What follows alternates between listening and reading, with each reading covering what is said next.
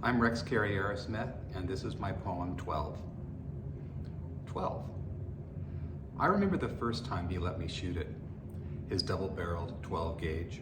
He let me hold it, carry it, clean it before, but now, loaded, trying to aim, I felt its heaviness. I was 12, shivering in the fall morning sunrise, excited on the first day of dove hunting season. I thought I was aiming at a dove, but accidentally shot a migrating Canada goose. Flying so high you could barely see it. From that distance, my myopic vision, I would get glasses the next year.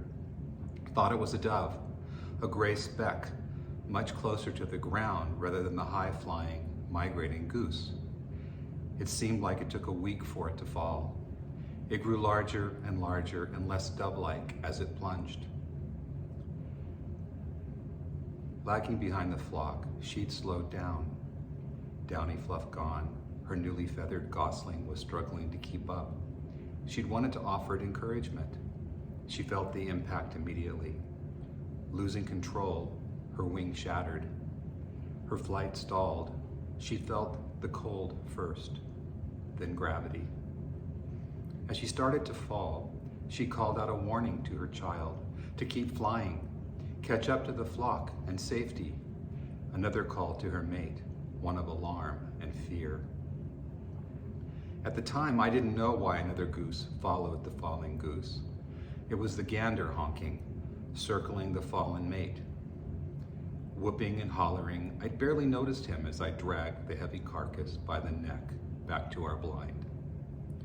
Seeing us, the honking gander veered towards the rising sun. My dad pointed at him as he flew away. The significance, his pain, lost in my thrill. My dad was super impressed and called me Deadeye. He'd heard her call, only to watch helpless. His mate was in free fall.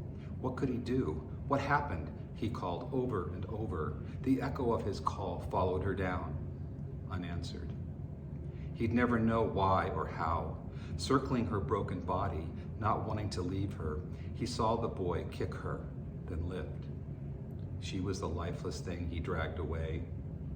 Not comprehending, no longer seeing, he gave a final mournful call and flew to their goslings, catching up to the flock. I wasn't always the boy he wanted. He loved me, but I wasn't a natural. Fishing was icky. Hunting, ew, bloody. I'd sometimes hear the word sissy. Yet I tried. I wanted him to be proud of me.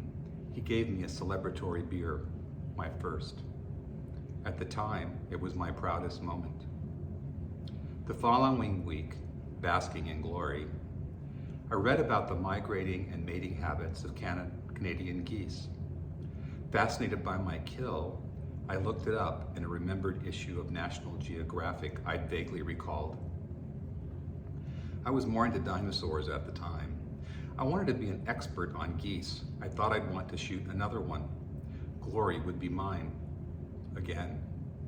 While reading, I began to sweat, then cry.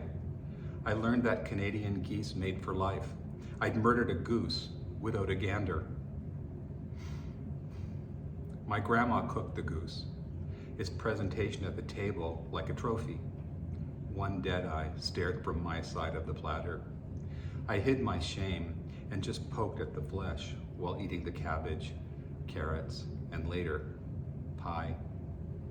After, along with my still grinning dad, I wailed, "I will never shoot anything again." He tried to explain, then pleaded, then disgusted, stormed away. Thank you.